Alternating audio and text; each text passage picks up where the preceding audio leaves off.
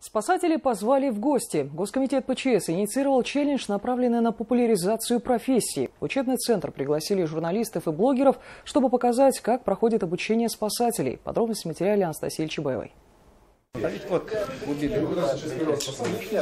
ему ломаю что-то там, да? Уже в какой раз? Да, вот она, реберная дуга идет. Без моей помощи выжить у него было бы куда больше шансов. Принцип «не навреди» важен не только медикам. Казалось бы, простые действия, которые многие не раз видели в фильмах, но надо постараться, чтобы их правильно повторить. Тут главное рассчитать силу и точку нажатия. 27, 28, 29, 30.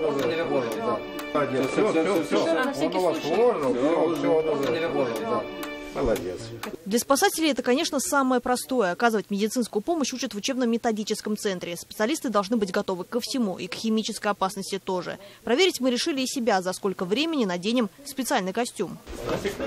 Конечно, засекли. Они все уложились. В нормативы уложились, но что-то подсказывает, что минуту-другую преподаватели просто решили скостить. Большая часть учеников центра – это молодые ребята, но кардинально изменить жизнь, посвятив себя спасению людей, можно и в 55, как это сделал Дим Юсупов. Но несмотря на возраст, нормативы он сдает наравне с коллегами помоложе. Хотелось людям сделать хорошее, спасти кого-то, помочь. По возрасту уже чувствуешь, что ты должен делать. Спасти человека можно и по телефону. Обучать диспетчеров здесь же. Они спасают и словом, и скоростью оформления вызова. У каждого есть свой личный рекорд. Гульнара до работы в службе спасения была волонтером в Лиза Алерт и занималась поиском людей. Например, обработка скорой помощи в среднем занимает от 30 секунд и до 50, до минуты. То есть диспетчер должен звонок обработать.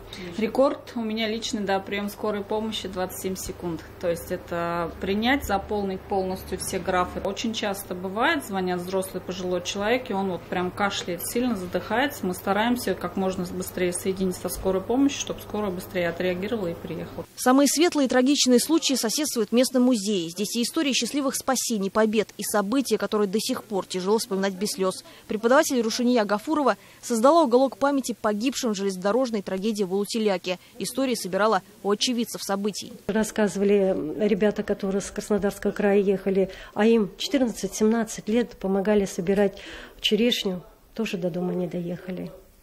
Других, наоборот, наградили путевками. Отдыхать не все остались, конечно, живы не все. Вся Башкирия поднялась и на сдачу крови, все. И не только Башкирия, и Казани, и Челябинска, и Москвы.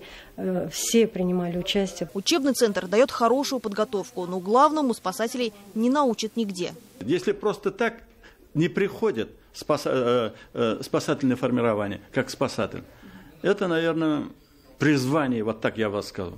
У нее душа, что было, и он должен стремиться для того, чтобы спасти этого человека. Вот самое главное. Обучение в центре проходит не только спасатели. Студентами часто становятся сотрудники ведомств, учителя ОБЖ. За год преподаватели обучают около 7 тысяч человек. И каждый из них в случае чего может спасти чью-то жизнь.